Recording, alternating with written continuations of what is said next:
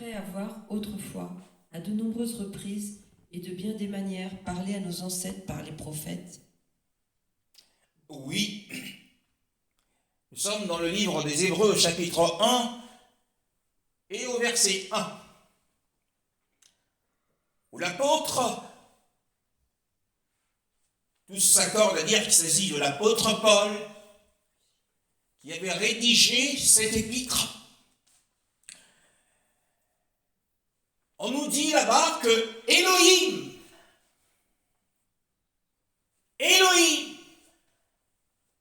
Dieu, la Bible nous dit qu'il ayant, ce qui signifie qu'il avait accompli des actions. Il est excellent dans ses actions. Il est l'Élohim de l'excellence. Ayant, après avoir, il avait donc accompli des faits qui sont consignés, enregistrés dans ce livre. Un livre ouvert et accessible par l'Esprit du Père, ayant autrefois, c'est-à-dire jadis, dans les temps reculés, à des époques révolues, autant jadis, dans les temps anciens. Waouh! L'apôtre commence par nous introduire et nous ramener dans les temps anciens pour nous montrer que Elohim que nous adorons, que le Dieu que nous adorons, que nous invoquons, auquel nous sommes liés par une alliance et par une naissance miraculeuse, et bien que ce Dieu-là, il est appelé l'ancien des jours, ayant autrefois,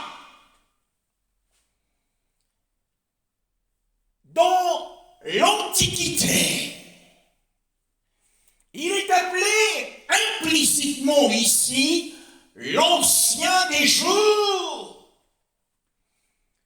que nous découvrons dans Daniel chapitre 7, le verset 9.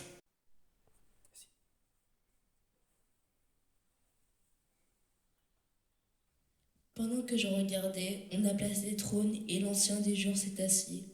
Son vêtement était aussi blanc que la neige, et les cheveux de sa tête, pareils à la laine pure. Son trône était de flammes et de roues, était en feu dévorant. Cette portion de la parole du Seigneur décrit ici, eh bien, la gloire de la présence de celui qui est appelé l'ancien des jours. Paul nous dit que Elohim ayant autrefois, dans les temps anciens, et ici, le prophète Daniel, qui a été honoré et favorisé de cette vision céleste, vit que l'on dressa, que l'on établit et que l'on mit en place des trônes. Il y avait donc au minimum 2 trônes. Et la Bible dit que l'ancien des jours vint s'asseoir. Donc il y avait dans ce spectacle, eh bien, la séance de l'ancien des jours. Pourquoi l'appelle-t-on l'ancien des jours? Eh bien, parce que il est celui qui, dans les jours, n'ont point de commencement. Il est sans commencement de jour. Et les années de sa vie ne s'achèveront pas. Les jours de sa vie ne finiront point. Il est un Élohim permanent. Voilà pourquoi on l'appelle l'ancien des jours. Les hommes naissent, grandissent, vieillissent et disparaissent. Eh bien, mais lui, il demeure pour toujours. Quand nous aurons disparu, il sera toujours là. Quand Paul le présente comme celui qui était autrefois, les hommes d'autrefois ont tous disparu. Les patriarches ont disparu. Moshe, le serviteur, l'intime du ciel, a disparu. Mais lui, il est toujours là. Il est donc appelé l'ancien des jours. Magnifique est le Seigneur.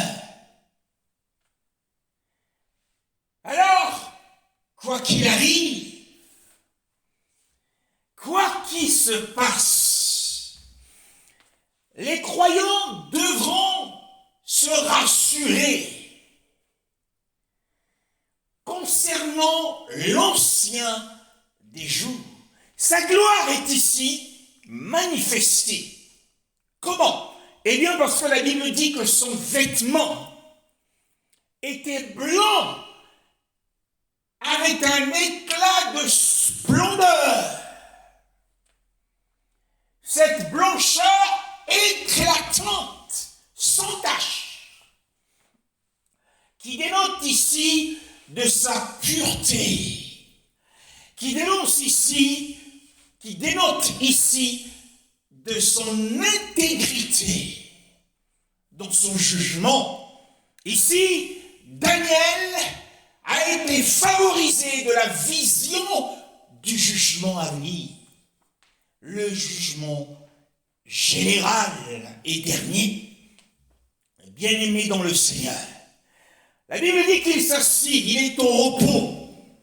Quand sur la terre, il y a des convulsions, quand sur la terre, il y a des révolutions dans les nations, quand sur la terre, il y a des guerres, la Bible dit que lui, il est assis. Et que son vêtement est brillant, symbole de sa gloire.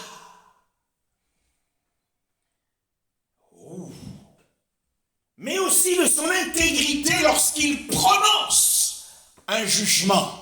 Son jugement est toujours conforme à la vérité.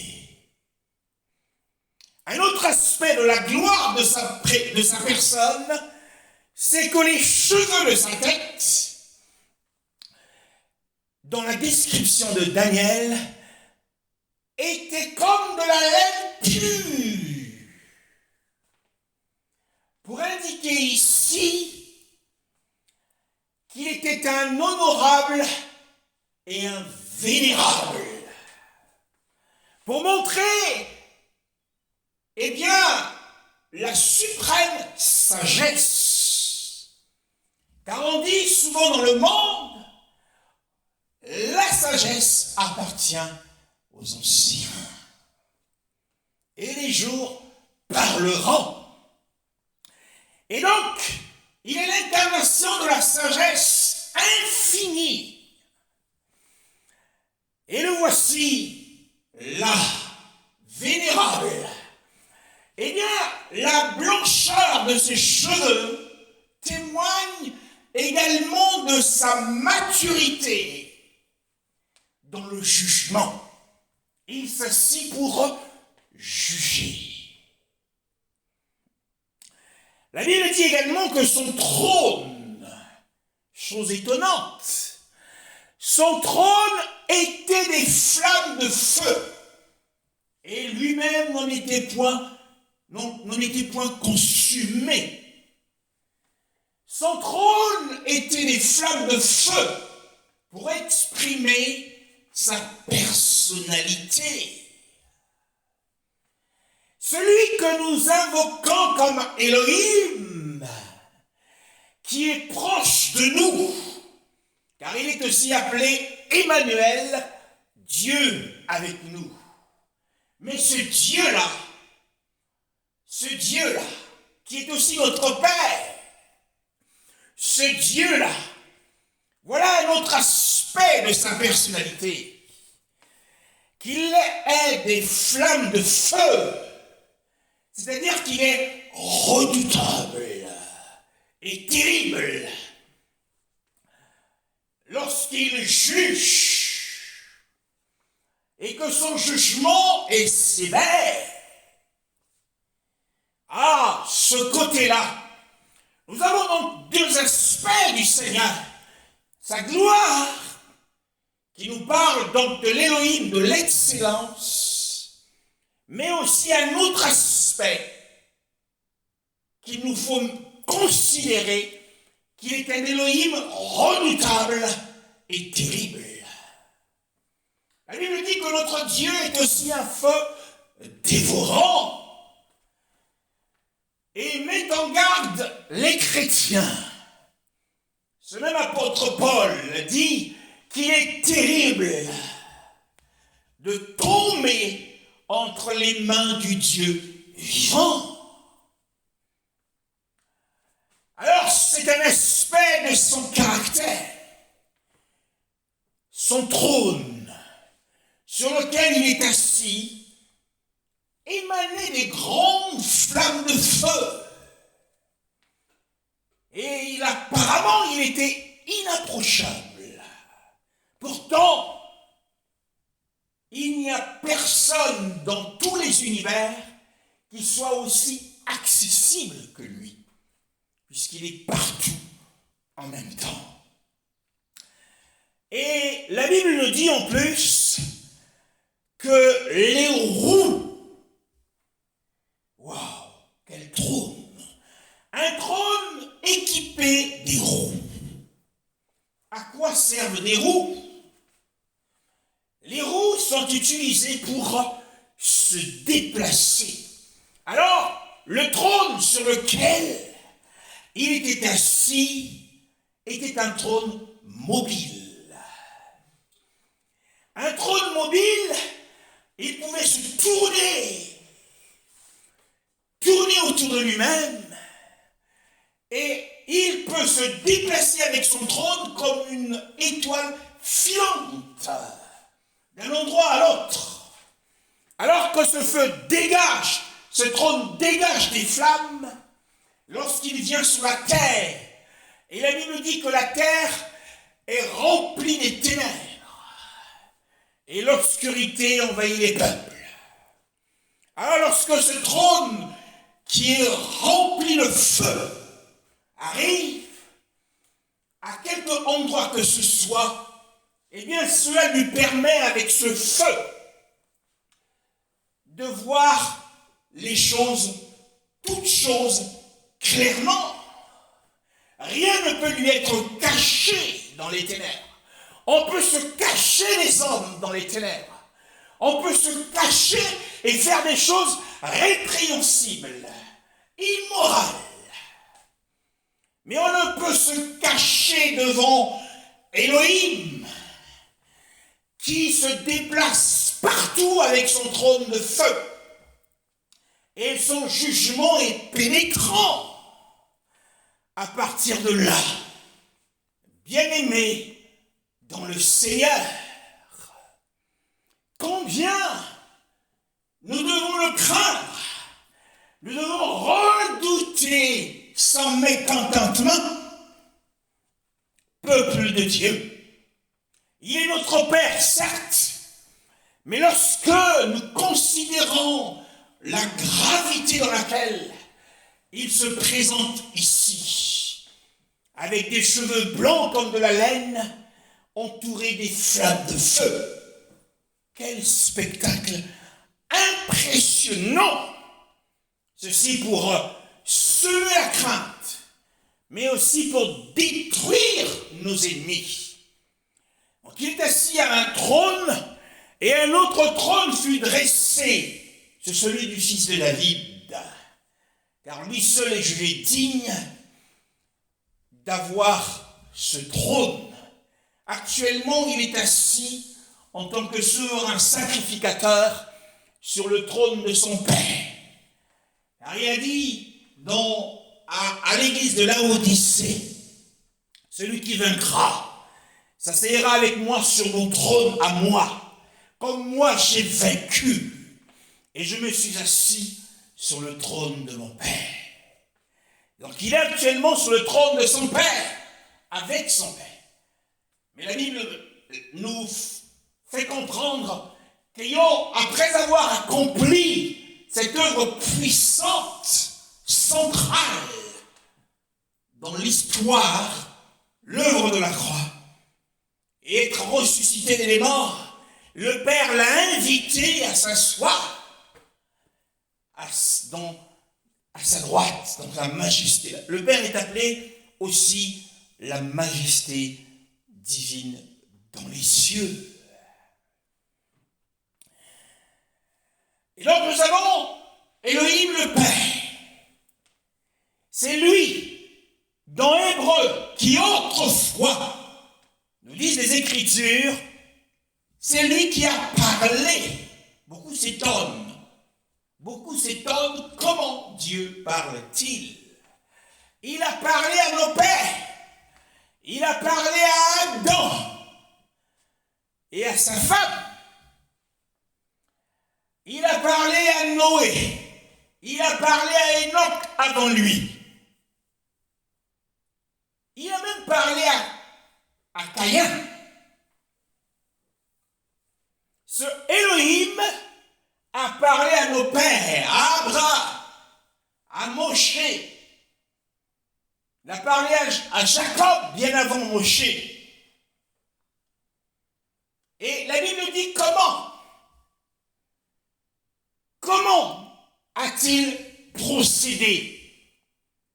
La Bible nous informe dans Hébreux 1:1, ayant autrefois parlé au Père à plusieurs reprises, non pas qu'une seule fois pour toutes, mais il a parlé à plusieurs reprises. Nous avons l'habitude de parler fréquemment au Seigneur. Nous avons l'habitude de lui envoyer des lettres au ciel. Il n'est pas étonnant qu'en retour, Dieu nous parle fréquemment. Ne soyez pas étonnés qu'un frère, matin, midi, soir, écoute et entende la voix du Seigneur. Il a parlé à plusieurs reprises, c'est-à-dire à plusieurs époques, pour montrer ou pour communiquer sa pensée, car ces pensées ne sont pas nos pensées à nous. Jamais ces pensées ne seront nos pensées. Ne vous demandez, ne vous posez jamais la question, est-ce moi qui ai pensé ou le Seigneur? Vous verrez par vous-même qu'il y a une différence notable, fondamentale entre les pensées qui viennent du Seigneur, qui sont communiquées à votre esprit, et vos propres pensées. La différence sera claire et nette. Il révèle ses pensées et sa volonté.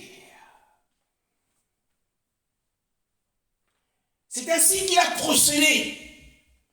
Et il ne l'a pas fait une seule fois, mais il l'a fait à maintes et maintes reprises. Cela signifie qu'il parlait étape par étape. Il parlait progressivement aux hommes. Il parlait successivement, peu à peu, petit à petit, aux hommes. Bribe par bribe, règle par règle. Ainsi, nous avons l'image de la vie que le Seigneur nous présente. La vie avec le Seigneur, eh bien, montre que le plan qu'il a pour la vie de chaque chrétien ne sera jamais connu intégralement d'un seul coup. Il va nous donner des informations célestes, bribe par bribe, petit à petit. Nous aurons un bout par ici et un bout par là à une autre période de notre vie. Jusqu'à ce que, avant que le temps ne soit accompli, nous aurons la vision complète. Et ceci pour encourager la persévérance. Alors, il s'est révélé aux hommes dans les temps anciens. Et nous l'avons dit, cette révélation s'est effectuée progressivement. Alors, cette révélation était diversifiée. Cette révélation était variée. Il ne parlait pas que d'une chose. Il parlait de beaucoup de choses, de la vie personnelle des hommes, mais il parlait aussi de la vie des nations, leur avenir.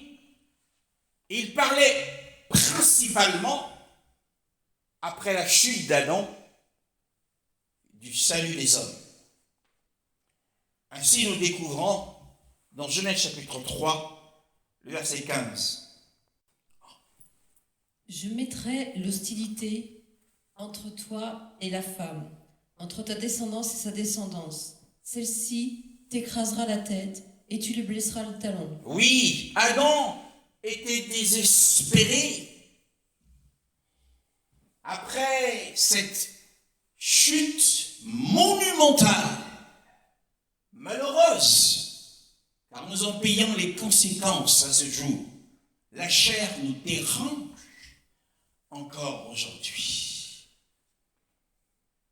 Ève était aussi désemparée,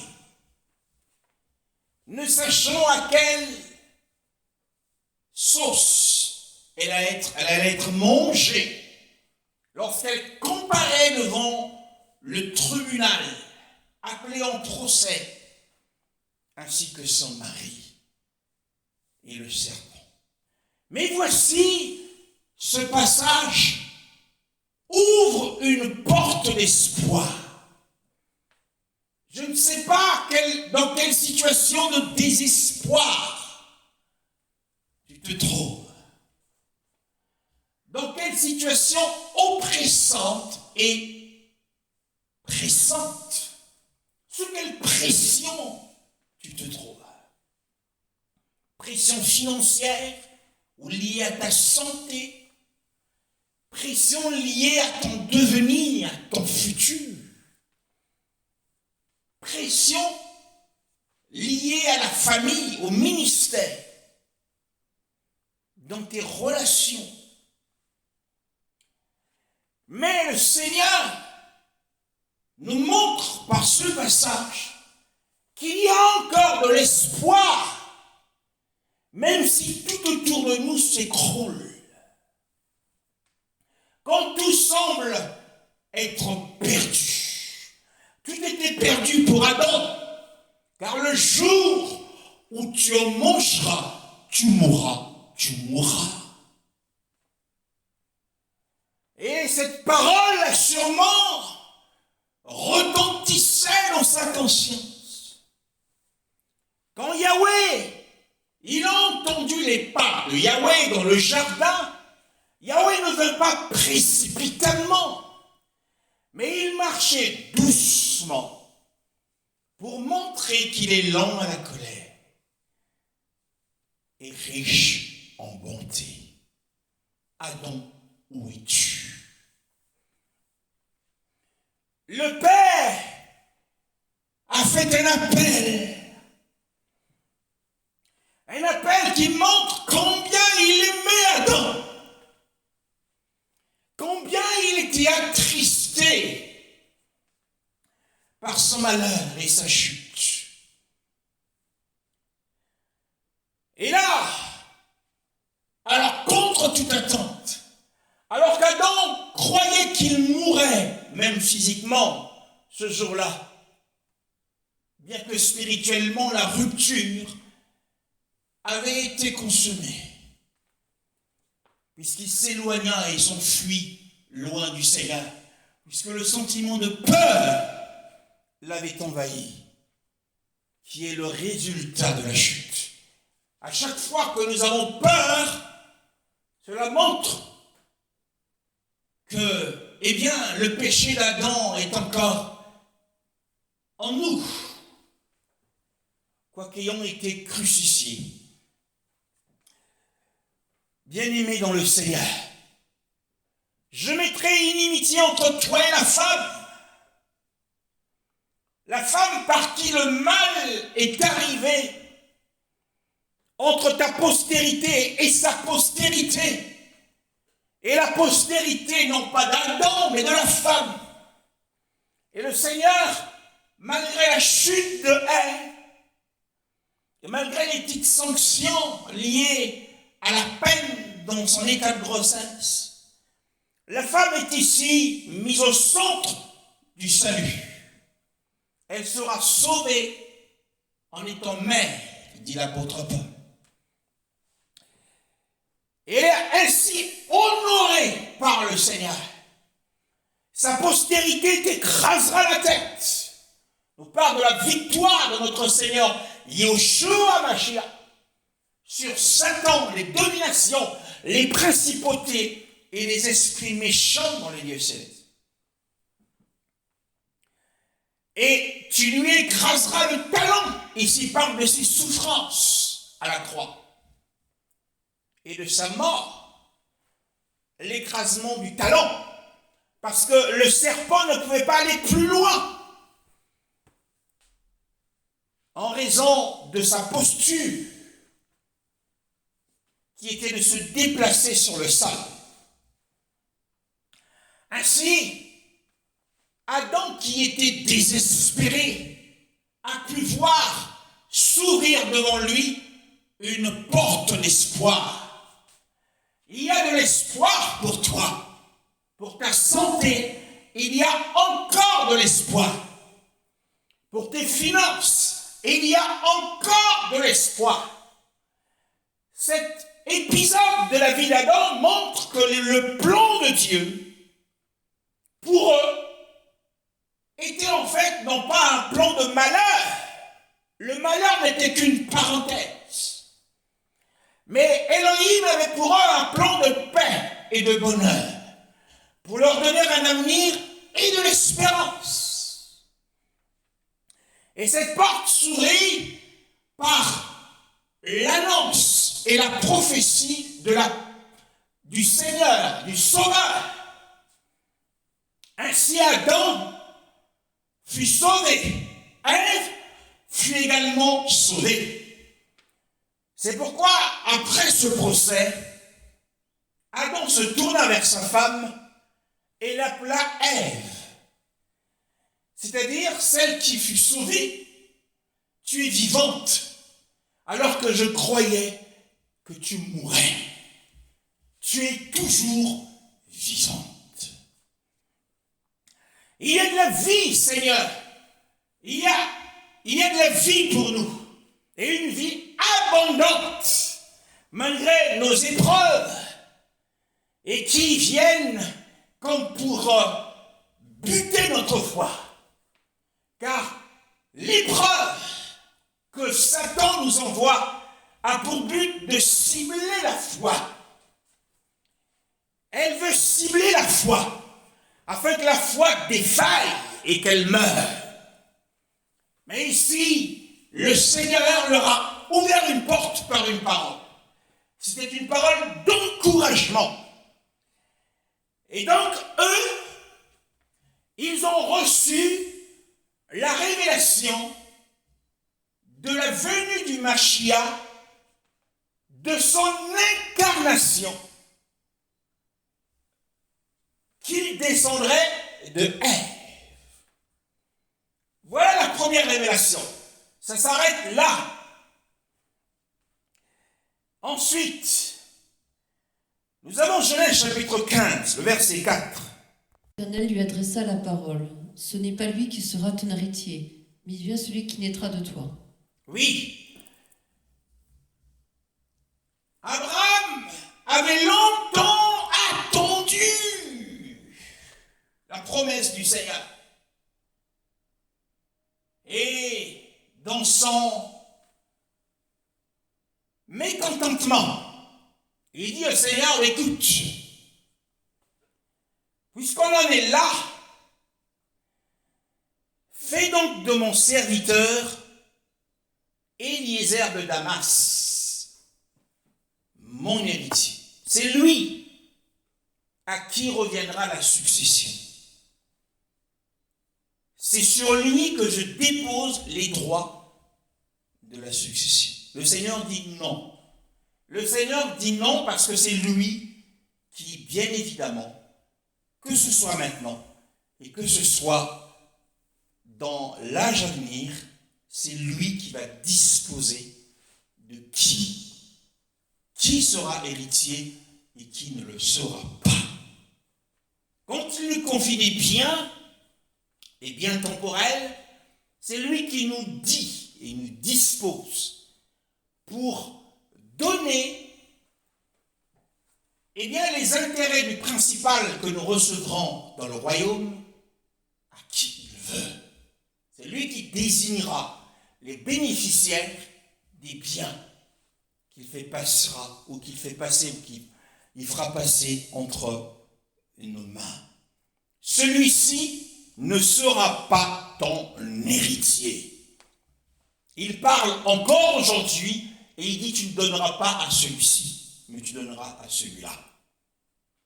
C'est ainsi qu'il parle. Mais celui qui sortira de tes entrailles sera ton héritier.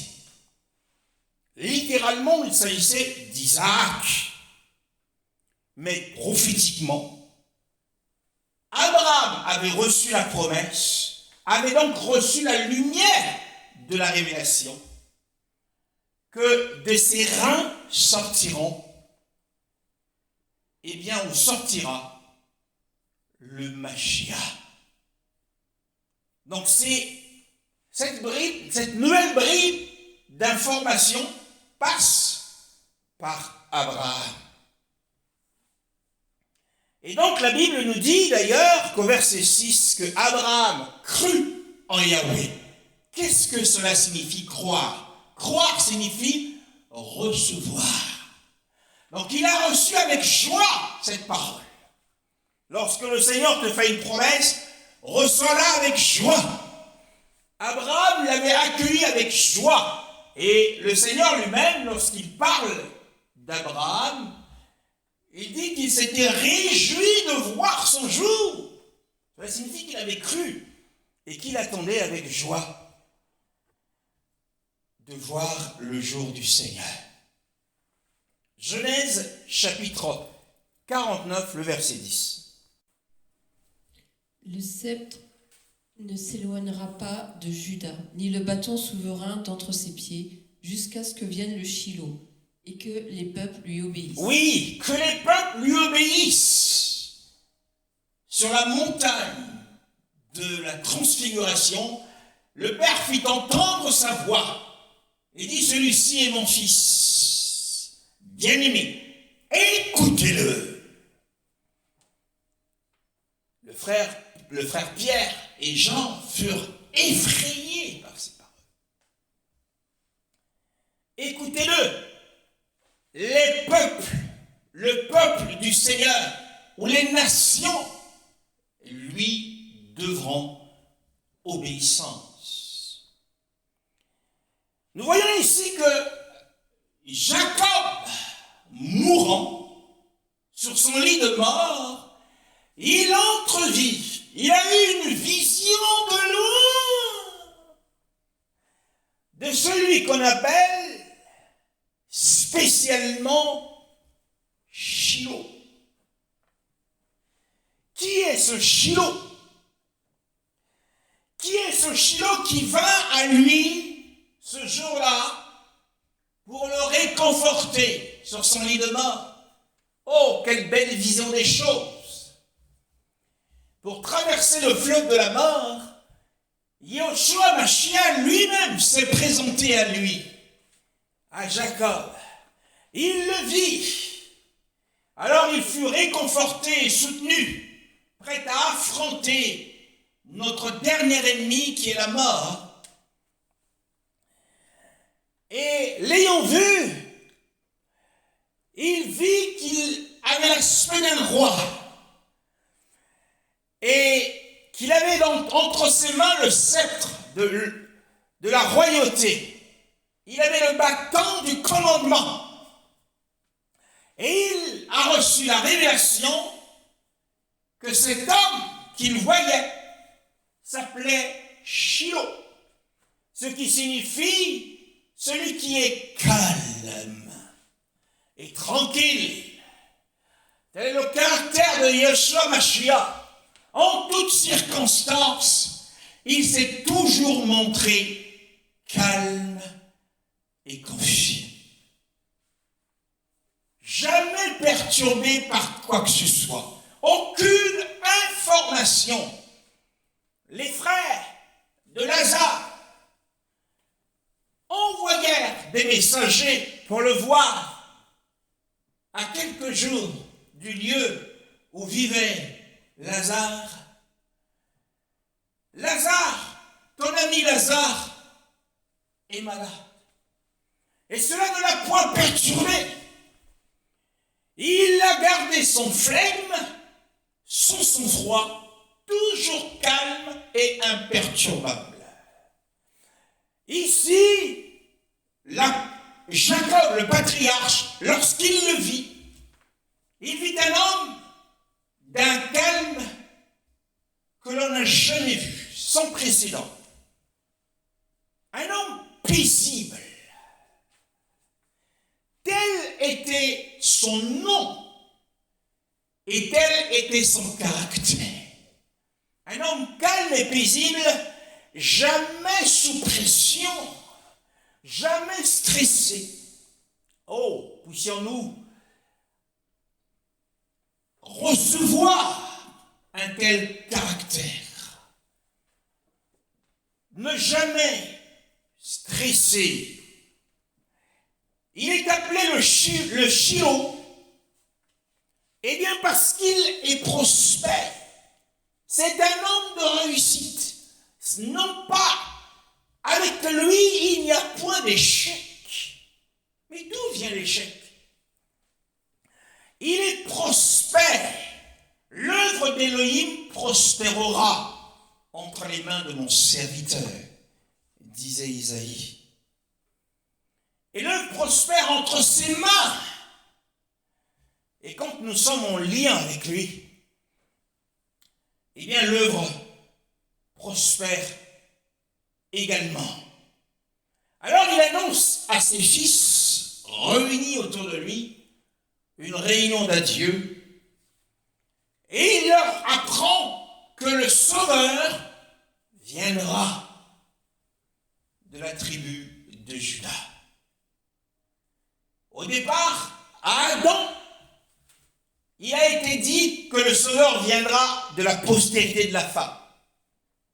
À Abraham, qu'il sera héritier de toutes choses.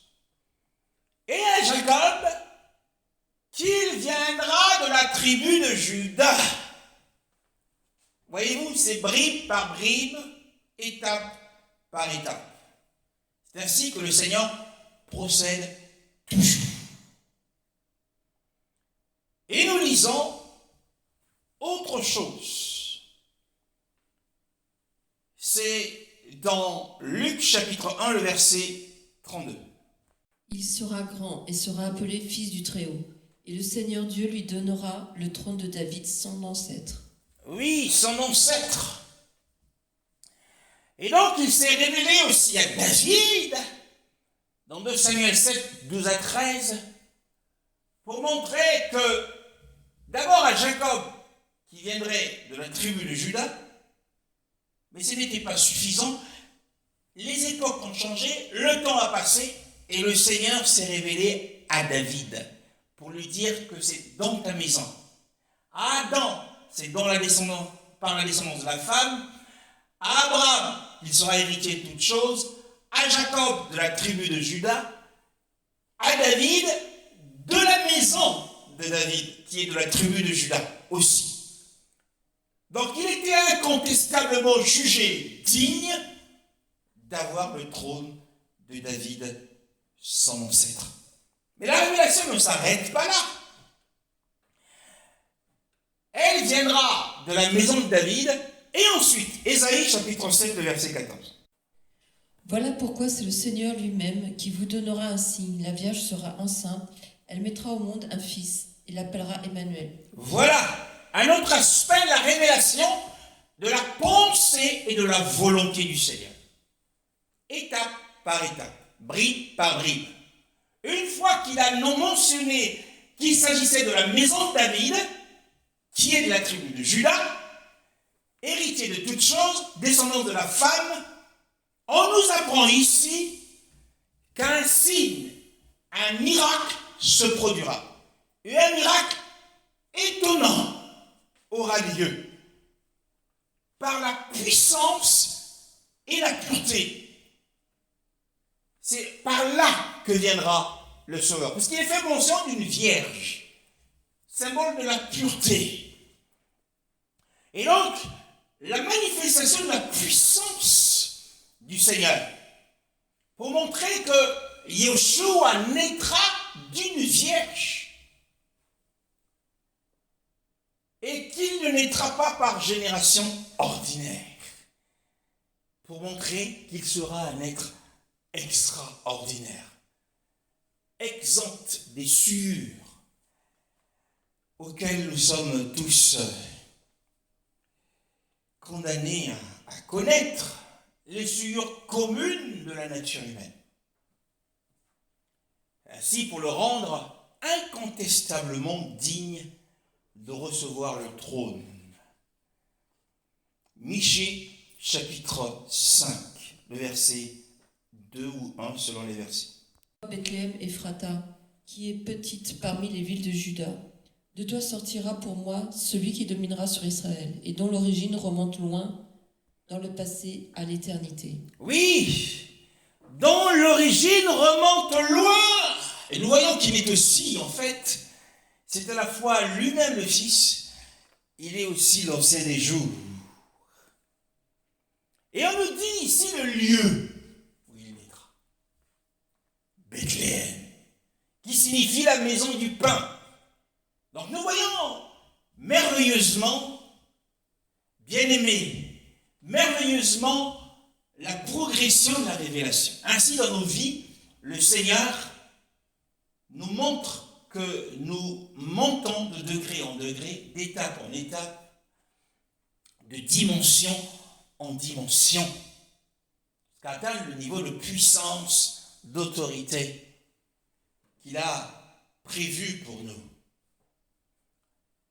Et qu'il naîtra de la maison du pain. Mais cette maison du pain, Bethléem, était une ville sans importance en nombre d'habitants et n'avait aucune influence en Israël. Et qui, en réalité, n'avait aucun mérite pour recevoir cet honneur. Dis donc que tu n'as aucun mérite pour recevoir l'honneur que le Seigneur a en vue pour toi. Mais cependant, il veut que tu sois très honoré. Car c'est sa manière d'agir. Comme dans les autres occasions, que fait-il? Il choisit d'exalter les humbles. Ceux qui sont sans importance, ceux dont le nombre n'attire personne. Ils n'ont aucune influence. C'est ceux-là vers qui se tourne le Seigneur. Tout petit qu'était Bethléem, toute petite qu'était Bethléem, eh bien, elle a été rendue grande. Waouh! Voilà ce que fait le Seigneur. Lorsque nous sommes en lien constant avec le Mashiach Yeshua lui-même, soyez-en sûrs, nous finirons par être magnifiés par le Seigneur. Car il magnifie ceux qui sont humbles aux yeux du monde, comme il l'a fait pour Bethléem. Il le fera pour toi, si tu t'humilies sous sa main puissante pour t'élever au temps convenable. Soyez bénis.